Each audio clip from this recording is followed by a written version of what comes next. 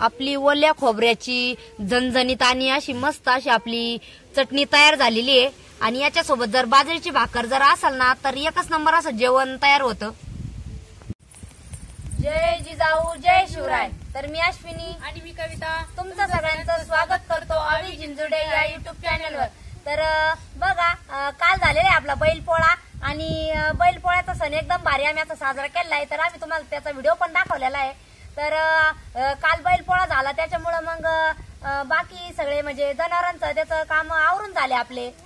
आणि आता जे आपलं शेतीतलं काम होतं पाऊस आला होता 2 दिवस काल आणि परवा दिवशी भरपूर पाऊस झालेला आहे। तर आज वल्ल होतं वावरामध्ये आणि आज काही काम पण नव्हतं। तर आज आम्ही घरीच होतो आणि आता संध्याकाळ पण झालेली 5 वाजलेले आहे। तर मग काल बैलपोळा असल्यामुळे आपण म्हणजे सगळ्या देवाला याला नारळ फोडीत राहतो। तर मग काल आबा गावात गेले होते आणि त्यांनी सगळ्या देवाला याला सगळीकडे नारळ फोडले। तर मग दर आणि मग आज आम्ही मग काल बैलपोळा त्याच्यामुळे बाकी नारळ ते आपल्याला हे करायचं टाइम नाही भेटला। तर मग आज म्हणलं आता आहे ना सगळे नारळ ते त्याच्यातला प्रसाद ते काढून घेतला। म्हणलं आता त्याची मस्त अशी आपण मस्त अशी एकदम चरचरीत अशी चटणी बनवूया। तर पहा आता आपण हे जे वल्ल नारळ घेतलं होतं त्याच्यामध्ये थोडीशी घाणी आणि ते चांगलं पुसून घेऊ राहिल्या आणि हे नारळाची आपल्याला मस्त अशी चटणी करायची चरचरीत दर्शन खायला।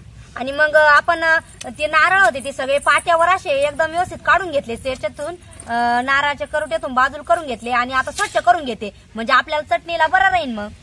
आणि आता आपली चांगली अशी खोबऱ्याची चटणी बनवायची आहे आणि हे खोबरं चांगलं पुसून घेतलं का आपल्याला किसून घ्यायचं एका ताटामध्ये। खोबऱ्याची चटणी एकच नंबर लागते खायला। आपण हिरव्या मिरच्याची बनवतो ती पण बाहेर लावते आणि ही पण एकच नंबर लागते।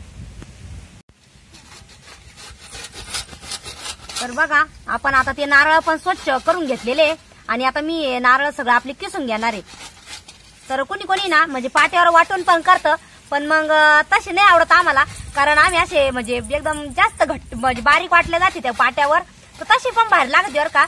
पण मग ही अशी एकदम सोपी पद्धत आहे त्याच्यामुळे आम्ही आता किसून घेणार आहे आणि तशी मस्त अशी चटणी बनवणार आहे।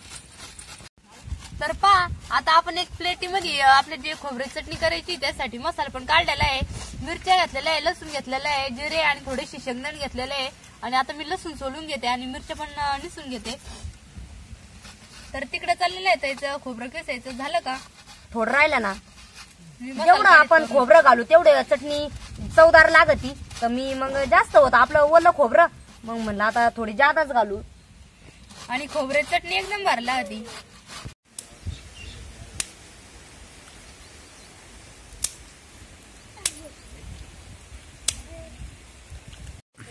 आता चूल बी पेटली म्या आणि कढाई ठेवली तापायला पण वारं सुटलं ग कविता। हा ना वारं लय आज। हा ना आपण म्हणलं पटकन होईल खोबऱ्याची चटणी तर वारं बी लय सुटलं पण आता धूर बी झाला पाहिजे। मी आता काय करते एवढं खोबरं घे परतून घेते तवर तू तेवढा सगळा मसाला आहे ना कुटून घे आणि शेंगदाणे आहे का नंतर टाक बरं का।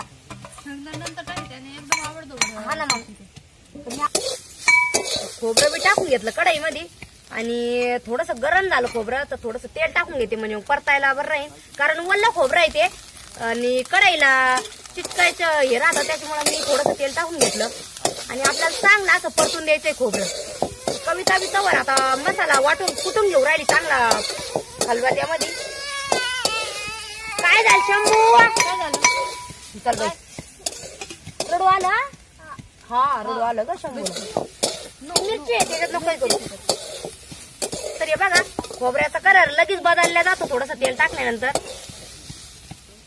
आणि चला 5-1 मिनिटं आपल्याला परतून घ्यायचं म्हणजे मग चांगला असं लाल वाण येईल त्या खोबऱ्याला। आणि आपण जेवढं खोबरं परतून घेऊ ना तेवढी चटणी अशी म्हणजे कच्चापणा नाही राहिला पाहिजे खोबऱ्यामध्ये। जेवढं आपण चांगलं हे करून घेऊ तेवढी अशी चटणी खरपूस लागती भारी अशी चवदार।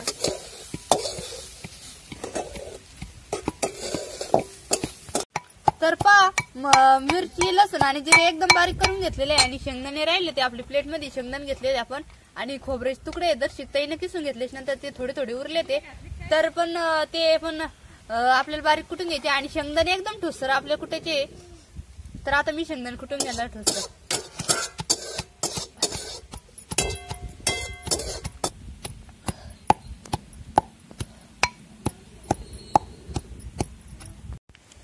तर आपलं खोबरं बी पहा एकदम असं लाल झालेलं आहे, एकदम मस्त असं भाजलेलं आहे ते.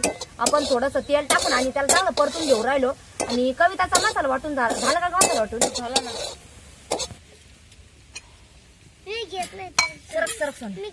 आणि आपलं खोबरं बी आता चांगलं मस्त लाल परतलं. आणि मी काय केली, एक साईडला ते लोक काढून घेतलं कढईमध्ये आणि त्याच्यामध्ये थोडंसं तेल टाकून आपल्याला जो मसाला आपण वाटून घेतलेला आहे चांगला बारीक असा आबडधोबड थोडासा. तर पहा आता कढईमध्ये तेल पण टाकलं तर आपण आणि ह्यो जो खलबत्त्यातला आपण मसाला ठोसर करून घेतला तर चाबड धोबड आणि तो टाकून देऊ राहिले. आता आपण खोबऱ्यात बी म्हणजे मसाला टाकू शकतोय, पण मग मिरच्याचा त्याचा असा कच्चापणा नाही राहिला पाहिजे. त्यासाठी साईडला अगोदर थोडीशी मिरची आपण मसाला आहे जो तो चांगला परतून घ्यायचा. मीठ टाकून घेतलेलं आहे कविता. आणि आता सगळं तर आपण सगळा मसाला आणि खोबरं एकत्र करून घेतलं आणि चांगलं परतून घ्यायचंय आपल्याला. म्हणजे 5-1 मिनिटं तरी आपल्याला असं चांगलं परतवीत राहायचं, म्हणजे खाली बी नाही लागलं पाहिजे. जेवढी आपली चटणी खोबऱ्याची जेवढी परतल तेवढी अशी खरपूस लागती भारी. आणि मिरच्या थोड्याशा तिखट होत्या त्याच्यामुळं मीठ आणि ते एकदम व्यवस्थित टाकायचं, म्हणजे मग जास्त तिखट लागत नाही काही नाही.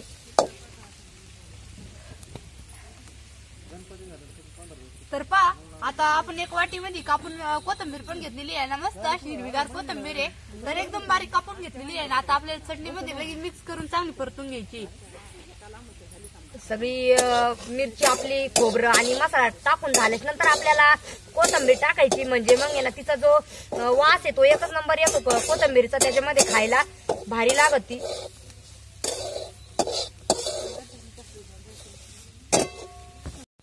तर आपली आता चटणी बी ओल्या खोबऱ्याची अशी मस्त अशी परतलेली आहे. आणि त्यामध्ये म्हणजे अगोदर थोडंसं तेल टाकलेलं होतं आणि आता थोडंसं नंतर टाकून घ्यायचंय. चांगली परतली का मग नंतर टाकायचं, म्हणजे ठसका होत नाही काही नाही आणि चांगली खरपूस भाजली जाते आपली चटणी.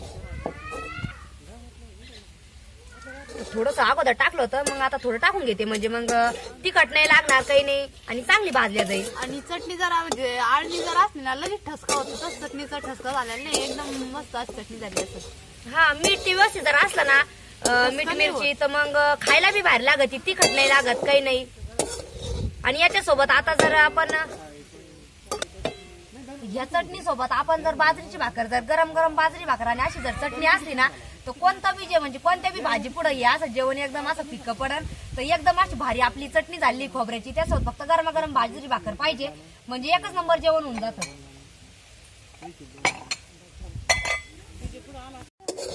तर आपली ओल्या खोबऱ्याची चटणी एकदम अशी भारी परतलेली आहे आणि त्याचा कलर बी पहा किती भारी आलेला आहे.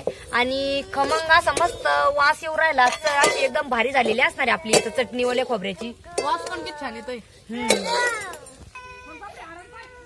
तर पहा आता आपली चटणी एकदम तयार झालेली आहे. आता आपल्याला लगेच एक प्लेट मध्ये काढून घ्यायची आहे.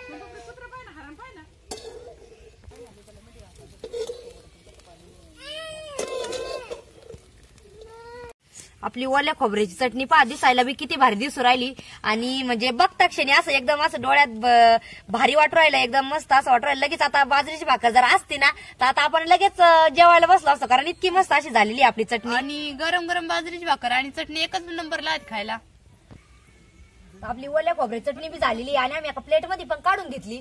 आणि ओल्या खोबऱ्याची चटणी म्हणल्या ना आता सगळ्यांच्याच तोंडाला पाणी सुटतं, कारण आपण म्हणजे कंटिन्यू असं हिरव्या मिरच्याचे ठेसा किंवा शेंगदाणी चटणी, हावरीची चटणी अशा वेगवेगळ्या चटण्या बनतच राहतो.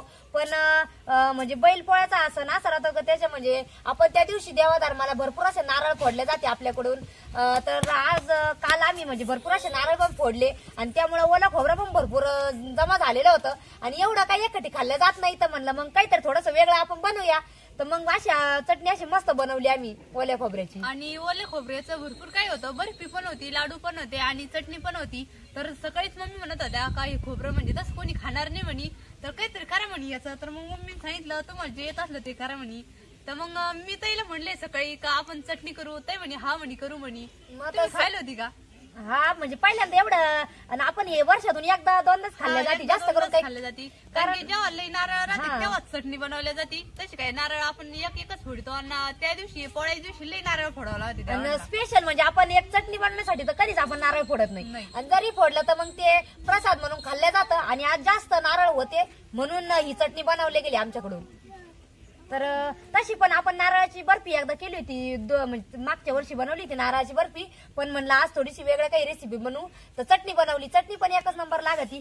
तर म्हणजे तुम्ही पण बनवून बघा, एकदम साधी सोपी पद्धत आहे. आपण जशी मिरचीचा ठेचा किंवा शेंगदाण्याची चटणी बनवतो त्याच पद्धतीने ओल्या खोबऱ्याची चटणी राहते. आणि जेव्हा आपण ठेचा आणि शेंगदाण्याची चटणी खातो तशीच ही एकदम भारी लागती खोबऱ्याची चटणी.